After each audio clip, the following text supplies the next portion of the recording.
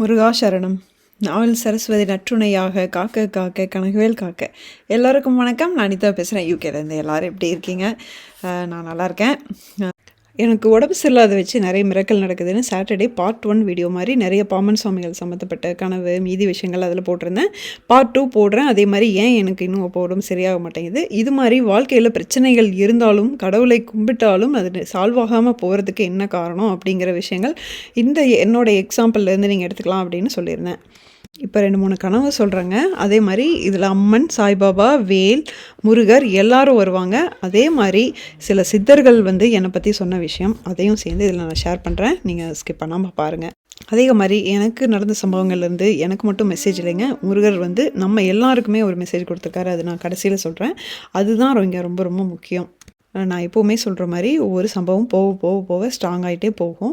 Okay, அதுக்கு முன்னாடி நம்ம சேனலை சப்ஸ்கிரைப் பண்ணாமல் பார்க்குற மாதிரி இருந்தால் சப்ஸ்கிரைப் பண்ணிக்கோங்க. நிறைய அதிசயங்கள் திருப்புகள் பற்றி நிறையா பார்த்துட்டு வரோம். அதே மாதிரி என்னோடய லைஃப்பில் நடந்த மிக மிக ரொம்ப ரொம்ப பொக்கிஷமான விஷயங்களாக நான் வச்சுட்ருக்கிற சில விஷயங்களை பற்றியும் நான் ஷேர் பண்ணிகிட்டே இருக்கேன் நடக்க. அதனால் எதையும் மிஸ் பண்ணிடாதீங்க. ஓகேங்களா? வீடியோக்கு ஒரு லைக் போட்டுக்கோங்க. இப்போ ஸ்டார்ட் பண்ணலாம். மலேசியாவில் நான் ஒரு சகோதரி இருக்காங்க. அவங்களோட வீடியோ நான் போட்டிருக்கேன் 2-3. அவங்களுக்கு நடந்த மிராக்கிள்ஸ் போட்டிருக்கேன். அவங்க ரொம்ப சித்தர் வழிபாட்டில் ரொம்ப ரொம்ப டீப்பாக இருக்கிற ஒரு சகோதரி. அவங்களுக்கு ஒரு கனவு வந்திருக்கு. நான் அவங்க வீட்டில் ஒரு ரெட் கலர் சாரீ கட்டின ஒரு அம்மா, ஒரு லேடி நல்ல நீளமாக ஃப்ரீயாக ஒரு முடி வச்சுருக்காங்க. நீளமாக முடி வச்சுருக்காங்க, ஃப்ரீயாக விட்டுருக்காங்க. நான் அவங்கள வீட்டுக்கு கூட்டிகிட்டு போய் பூஜை அறைக்குள்ளே நான் கூட்டிகிட்டு போய் அவங்கள விட்டுட்டு அவங்க வீட்டில் இருக்கிற திண்ணீர் எடுத்து அவங்களுக்கு வச்சு விட்டுட்டு வர மாதிரி ஒரு கனவு வந்துச்சு அப்படின்னு சொன்னாங்க. அதே மாதிரி இன்னொரு தடவை அவங்களுக்கு என் கூட ஒரு சின்ன பையன் இருக்க மாதிரி கனவு வந்துச்சு அப்படின்னு சொன்னாங்க. அப்போ என்கிட்ட சொன்னாங்க, சிஸ்டர் உங்கள் கூட முருகர் மட்டும் இல்லை, கண்டிப்பாக அம்மனும் இருக்காங்க, கண்டிப்பாக உங்களுக்கு அம்மனோட அருள் இருக்குது அப்படின்னு சொல்லிட்டு இருந்தாங்க. அது சம்மந்தமாக சில விஷயங்களும் அப்போவும் எனக்கு நடந்துட்டு இருந்தது வீட்டில்.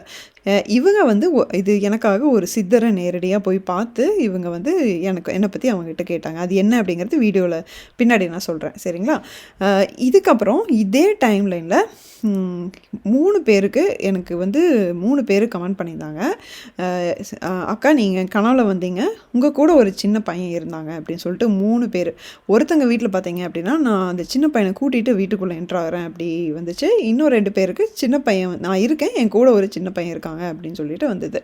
அப்போ எனக்கு அது யாருன்னு நல்லாவே தெரிஞ்சிச்சு. சாட்சாத் நம்ம முருகப்பெருமான் தான். நான் முருகப்பெருமானை எப்போயும் குழந்தையாக தான் பார்க்குறேன். இப்போது எனக்கு உடம்பு சரியில்லாமல் போகிறதுக்கு முன்னாடியே ஒரு சகோதரிக்கு ஒரு கனவு வந்திருக்கு. நான் பெட்டில் படுத்துட்டு ரொம்ப முடியாமல் இருக்கிற மாதிரியும் முருகா முருகா முருகான்னு நிற்காமல் சொல்லிகிட்டே இருக்க மாதிரியும் அவங்களுக்கு ஒரு கனவு வந்திருக்கு. இதுவும் அவங்க கமெண்ட்டில் தான் போட்டிருந்தாங்க. இது நான் எனக்கு உடம்பு சரியில்லைன்னு சொன்னதுக்கப்புறம் போட்டிருந்தாங்க. ஐயோ அக்கா, இது எனக்கு 1 மாதம் முன்னாடியே வந்துச்சே, அது நடந்து போச்சே அப்படின்னு சொல்லிட்டு ஃபீல் பண்ணி போட்டிருந்தாங்க. உண்மையாகவே அவங்க சொன்ன காட்சி தான் நான் நிஜமாகவும் நடந்தது. முருகா முருகா முருகான்னு சொல்லிட்டு அவ்வளோதான், அதையே தான் சொல்லுவேன் நான். அந்த மாதிரி எனக்கு கிட்டத்தட்ட ஒரு 10 தடவையாவது நடந்திருக்குங்க. இது ரொம்ப ஒரு அதாவது அந்த ஸ்டேஜுக்கு போயிட்டு வருவேன். அந்த மாதிரி இருக்கும். நீங்கள் இது வரைக்கும் பார்த்தது எல்லா கனவுமே நம்மளோட RSM ஃபேமிலி மெம்பர்ஸ்க்கு தான் போயிருக்கு. அதையும் நீங்கள் நோட் பண்ணிக்கோங்க. ஆக்சுவலி சரி, அதுக்கு ஏன் அப்படிங்கிறது பாயிண்ட்டுக்கு வருவோம். இப்போது இருக்கிறதுலே ரொம்ப இன்ட்ரெஸ்டிங்காக ஒரு விஷயம் என்ன அப்படின்னா, சாய்பாபாவும் வேல் இந்த 2 பேருமே கனவுல வந்தது தான் இருக்கிறதுலே அல்டிமேட்டுன்னு வச்சுக்கோங்களேன். என்னென்னா ஃபஸ்ட்டு சாய்பாபா சொல்லிடுறேன். எனக்கு இங்கே உடம்பு சரியில்லை அப்படிங்கவும் எனக்கு என்னென்ன ஃப்ரஸ்ட்ரேட் ஆகிட்டேன்னா, வேல்மாறல் படிக்கிறேன். இதை வேல்மாறல் படித்து தான் என்னோடய டிப்ரெஷன் அந்த ஸ்டேட்டில் இருந்து என்னோடய டார்க் சைடை இருந்து நான் வெளியே உங்கள்கிட்டலாம் பாசிட்டிவாக இவ்வளோ தூரம் பேசுகிறதுக்கு என்னை மீட் எடுத்தது வேல்மாறல் தான். ஆனால் அதே வேல்மாறல் நான் திரும்பி படித்தாலும் என்னோடய பாராயண வீடியோ கேட்கும்போதும் இருந்தாலும் நான் இந்த ஸ்டேட்லேருந்து ஏன் ப்ரொலாங்டாக வெளியே வரவே இல்லை அப்படின்னு சொல்லிட்டு எனக்கு ஒரு ஃப்ரஸ்ட்ரேஷன் அதிகமாச்சுன்னு வச்சுக்கோங்களேன். அப்போ இன்னொன்று எங்கள் அண்ணாவோட 2வது நினைவு தினமும் வந்தது. அதை ஒட்டி நான் ஒரு ஷார்ட்ஸ் கூட போட்டிருந்தேன், எங்கள் 2 பேர் ஃபோட்டோஸ் வச்சு. அது வரவும் எனக்கு நான் இன்னும் அந்த திரும்பி அந்த ஃப்ரஸ்ட்ரேஷனுக்கு போயிட்டேன், டீப்பாக போயிட்டே இருந்தேன் நான். அவங்கள அந்த நாள் நெருங்க அந்த ஆனிவர்சரி நெருங்க நான் ரொம்ப என்னை அறியாமல் ரொம்ப ஃப்ரஸ்ட்ரேட் ஆகிட்டே இருந்தேன். அந்த வாரம் சாய்பாபா நம்ம சப்ஸ்கிரைபர் சகோதரர் அவங்க கனவுல போயிட்டு அனிதா ரொம்ப மனசு நொடிஞ்சு போயிருக்கா, நீ வந்து அவளை கால் பண்ணி பேசு, நீ வந்து அவளுக்கு ஒரு தம்பியாக இரு அப்படின்னு சொல்லியிருக்காரு. இது வந்து ஒரு நாள் திங்கக்கிழமை நைட்டு அவர் கனவுல வந்து போய் சொல்லியிருக்காரு. இது ஆகஸ்ட் மந்த்லேங்க. இவருக்கு அந்த சகோதரருக்கு வந்து ஒன்றுமே புரியல. எப்படி நம்ம போய் என்னென்ன ஆதரவு கொடுக்க முடியும், என்னென்னு பேச முடியும். அப்போ தான் இவங்க வந்து ஒரு வாரம் முன்னாடி தான் நம்ம சேனல் வீடியோஸ் வந்து பார்க்க ஆரம்பிச்சிருக்காங்க. அதுக்குள்ளே இந்த மாதிரி அவர் கனவுல போய் சொல்லியிருக்காரு. அவரும் சாய்பாபா பக்தர். இவருக்கு என்ன பண்ண தெரியல, விட்டுட்டாரு. ஸோ நெக்ஸ்ட்டு செவ்வாய்க்கிழமை நைட்டு கனவும் போய் இது அப்படியே திரும்ப சொல்லியிருக்காரு. அப்புறம் வந்து இவருக்கு ரொம்ப தயக்கம் என்கிட்ட பேசுகிறதுக்கு, இந்த மாதிரி இந்த கனவை பற்றி சொல்கிறதுக்கு ரொம்ப தயங்கிட்டு விட்டுட்டார். திருப்பியும் புதன்கிழமை நைட்டு திரும்பியும் வந்து கனவுல போயிருக்காரு. கனவுல போயிட்டு, இங்கே பாரு, அவள் ரொம்ப மனசு நொடிஞ்சு போயிருக்கா, நீ வந்து போய் தம்பியாக வந்து பேசி அவளுக்கு சப்போர்ட் பண்ணு அப்படின்னு சொல்லியிருக்காரு.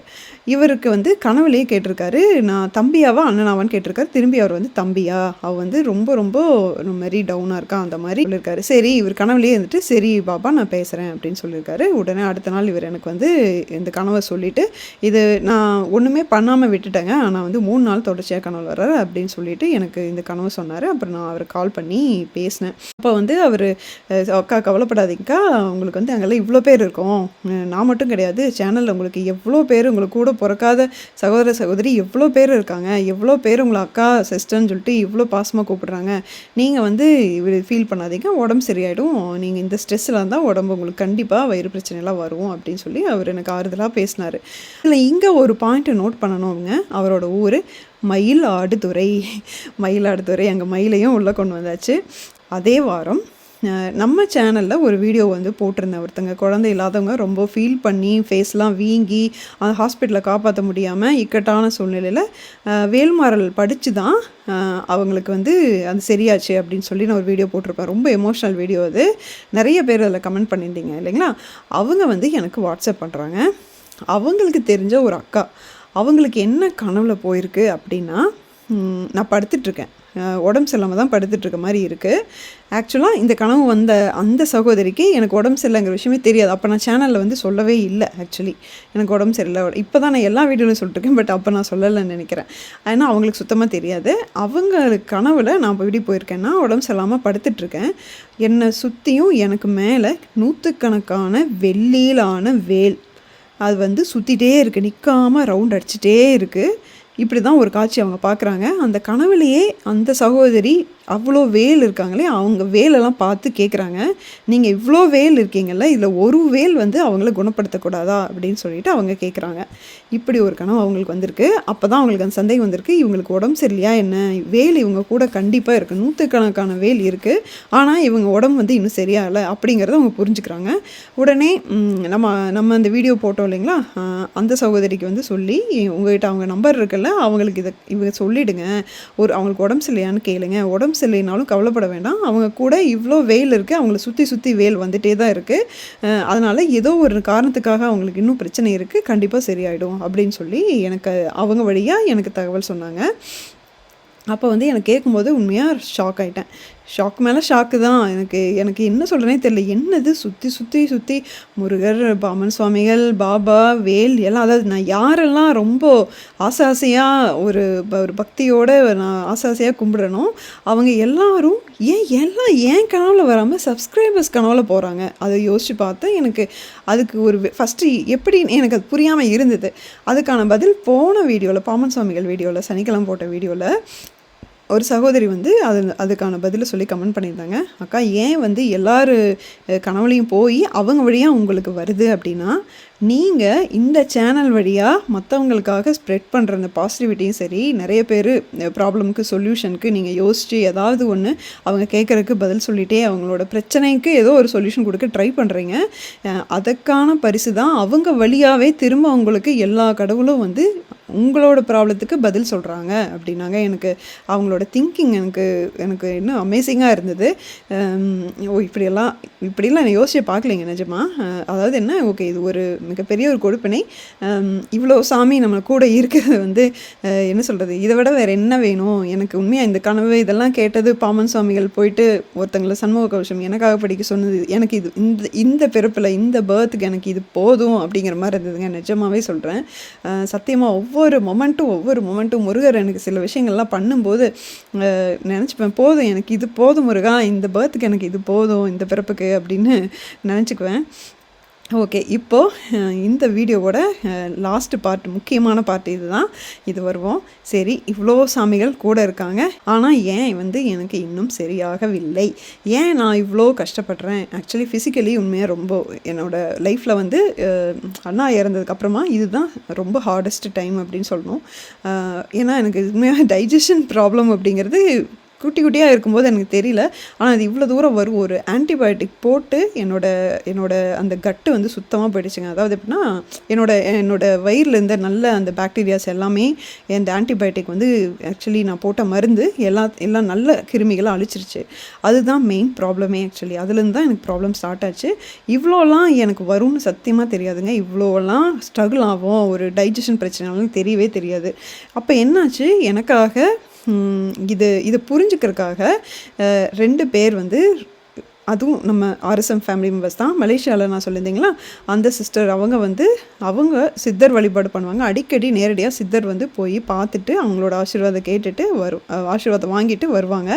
அங்கே போனவங்க எனக்காக இது மாதிரி என்னோடய ஃப்ரெண்டு இருக்காங்க அனிதா, அவங்க அப்படின்னு சொல்லிட்டு அவங்கள பற்றி கொஞ்சம் சில கேள்விகள் கேட்கணும் அப்படின்னு சொல்லிட்டு அவங்க இது பண்ணியிருக்காங்க. அப்போ அந்த சித்தர் வேறு என்னோட இன்ஃபர்மேஷன் எதுவுமே சகோதரிக்கு தெரியாது. ஏன்னா மலேசியா டைமிங், யூகே டைமிங் வேறு. அவங்க போகும்போது நான் தூங்கிட்டு இருந்தேன்னா என்னன்னு தெரியல, நான் கம்ப்ளீட்டாக ஆஃப்லைனில் இருந்தேன். அதனால் அவங்க பேரை தவிர அவங்களுக்கு எதுவுமே தெரியாது. அப்போ அவங்க பேர் மட்டும்தான் எனக்கு தெரியும்னு சொல்லியிருக்காங்க. உடனே சித்தர் கண்ணை மூடினோடனே, இல்லை அங்கே முருகன் நிற்கிறானே அப்படின்னு சொல்லியிருக்காங்க. ஒரே வார்த்தை அதுதான். அதனால் நீங்கள் அவங்களை கவலைப்பட வேணாம்னு சொல்லுங்கள். அவங்களோட இந்த உடம்பு பிரச்சனைக்கு காரணம் இதுதான், அவங்களோட கர்மா தான் அப்படின்னு சொல்லி நம்ம எல்லாரும் சந்தேகப்பட்ட அந்த கர்மாவை அவர் சொல்லியிருக்காரு. சொன்னதும் எனக்கு இதை அவங்க சொல்லவும் எனக்கு ஒரு மாதிரி ஜிவ்வுன்னு ஆயிடுச்சு. அதாவது நம்ம கூட முருகர் இருக்கிறார் அப்படின்னு நம்புகிறோம். பட் இன்னொரு சித்தர் அதை சொல்லும்போது நமக்கு எப்படி இருக்கும் இல்லைங்களா? ரொம்ப எனக்கு என்ன சொல்கிறதுனே தெரியல. ரொம்ப அதை பற்றி பேசினா ரொம்ப எமோஷனல் ஆயிடுவேன். ஸோ அதே மாதிரி இன்னொரு சகோதரி, நிஜமாக அவங்களுக்கு நான் வாழ்நாள் முழுவதும் நன்றி கடன் பட்டிருக்கேன். ஏன்னா அவங்க எனக்காக திரும்ப ஹொசூர்லேருந்து கிளம்பி திருவண்ணாமலை போய், திருவண்ணாமலையில் நம்ம சித்தர் பற்றி நான் சொல்லியிருக்கேன் வேல்மரல் இந்திரம் வீடியோவில், அங்கே போயிட்டு அவங்கக்கிட்ட இதே மாதிரி எனக்காக வேண்டிட்டு இவங்க ரொம்ப நாளாக அடிக்கடி சொல்லிகிட்ருக்காங்க. என்ன பிரச்சனை அப்படின்னு கேட்டால் அதே பதில் தான். அவங்க சொல்லியிருக்காங்க, முருகன் அவங்களை கண்டத்துலேருந்து இதுக்கு முன்னாடி காப்பாற்றிருக்கான். அதே மாதிரி அவங்களுக்கு கர்மா ரொம்ப ஸ்ட்ராங்காக இருக்குது. நீங்கள் அதனால் நீங்கள் அவங்க இன்னும் கொஞ்ச நாள் அப்படி ஸ்ட்ரகிள் ஆகணும். ஆனால் அவரோட கர்மாவெல்லாம் அழிஞ்சிட்டு வருது. அது அழிஞ்சிருச்சுன்னா அவங்களுக்கு ஃபுல்லாக சரியாயிடும் அப்படின்னு சொல்லியிருக்காங்க. இது 2வது. இதே பதில் தான் எனக்கு 3வதாக இன்னொரு ஆன்மீகவாதிகிட்டேருந்து எனக்கு கிடச்சிது. அது என்னோடய ஃப்ரெண்ட் வழியாக ஒரு கான்டாக்ட் கிடச்சிது. அவங்ககிட்ட நான் கொஞ்சம் புரிஞ்சுக்க ட்ரை பண்ணேன். இது ஏன் அப்படின்னு சொல்லுங்கள். ஏன்னா எப்போவுமே சில நல்ல விஷயங்கள் பண்ண ட்ரை பண்ணுவோம். இப்போ சேனல் நம்ம கம்பேக் கொடுத்ததுக்கப்புறமா மே மாதத்துலேருந்தே நிறைய ஆக்டிவிட்டீஸ் நம்ம பண்ண ட்ரை பண்ணிருக்கோம். எல்லோரும் சேர்ந்து தான் பண்ணுறோம். பண்ண ட்ரை பண்ணும்போது தான் என்னோடய கெட்ட கர்மா முன்னாடி நிற்கும். எதையுமே செய்ய விடாமல் முன்னாடி நிற்கும். நான் கடைசியாக அந்த அன்னதானம் பற்றி அந்த பாட்டை தான் டச் பண்ணேன். அதை டச் பண்ணதுக்கப்புறம் தான் எனக்கு உண்மையாகவே சொல்கிறேன், மிகப்பெரிய செட்பேக் அது என்னோடய ஹெல்த்தில் அதுக்கப்புறம் தான் வந்துச்சு. அதுக்கப்புறம் தான் எனக்கு திரும்பி அந்த அன்னதானம்க்கு எனக்கு வேலையே செய்ய முடியாத மாதிரி என்னால் பிட்டாக தான் செய்ய முடிஞ்சது. அப்படியே 1 மாதமாக நான் பெண்டிங்கில் போட்டிருக்கேன். அந்தளவுக்கு எனக்கு என்னோடய ஹெல்த்தை அப்படியே இறுக்கி பிடிச்சி உட்கார வச்சிருச்சுன்னு வச்சுக்கோங்களேன். இப்போ ஓரளவுக்கும் சரியாயிட்டே வரேன். அதுவும் நான் சொல்லிக்கணும், எனக்கு எப்போல்லாம் நான் நல்லா இருக்கணும், எப்போல்லாம் நான் நார்மலாக பெட்டில் இருக்கும்போதே நான் நார்மலாக ஃபீல் பண்ணுறனோ அப்போ தான் நான் வீடியோக்கு ஒர்க் பண்ணுறேன். வாட்ஸ்அப்பில் எல்லாருக்கும் பதில் சொல்கிறேன். இந்த அளவுக்கு கம்ஃபர்டபுளாக இருக்கேன்.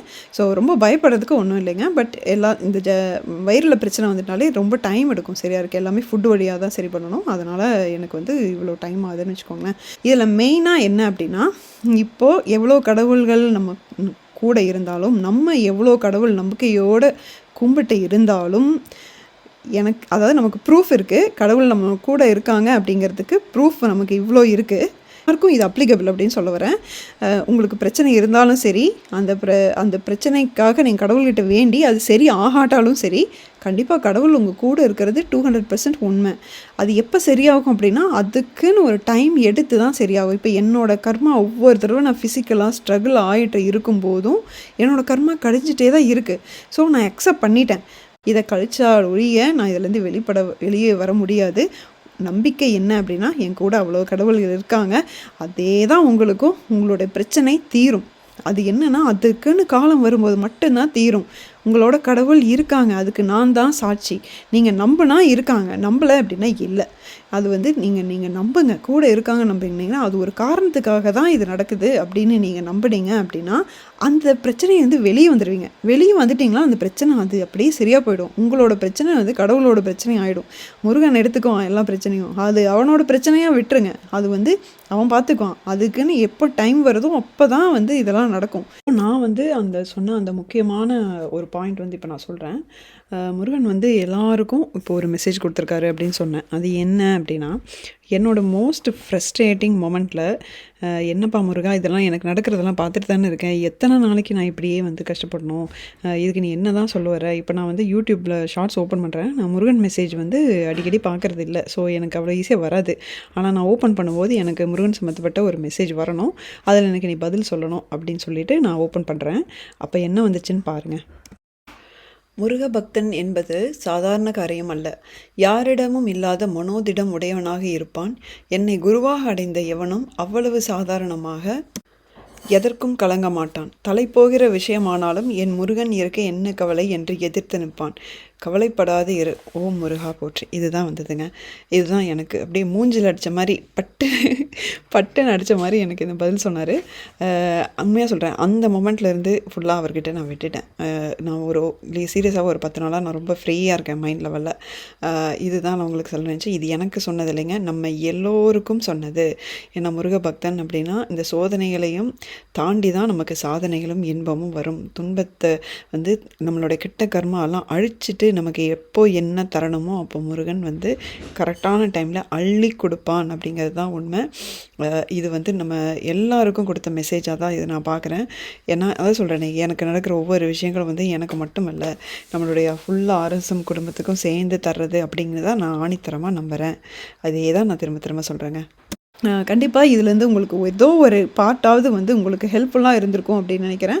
வீடியோ பிடிச்சிருந்தா லைக் பண்ணிக்கோங்க. இந்த மாதிரி ஒவ்வொருத்தரோட வாழ்க்கையிலையும் தாக்கத்தை ஏற்படுத்தக்கூடிய நல்ல விதமாக உங்களோட வாழ்க்கையை மாற்றத்துக்கு நம்மளுடைய சேனல் நிறைய வீடியோஸ் வந்துட்டுருக்கு. மறக்காமல் சப்ஸ்கிரைப் பண்ணிக்கோங்க. அடுத்த வீடியோவில் பார்க்குற வரைக்கும் முருகா சரணம்.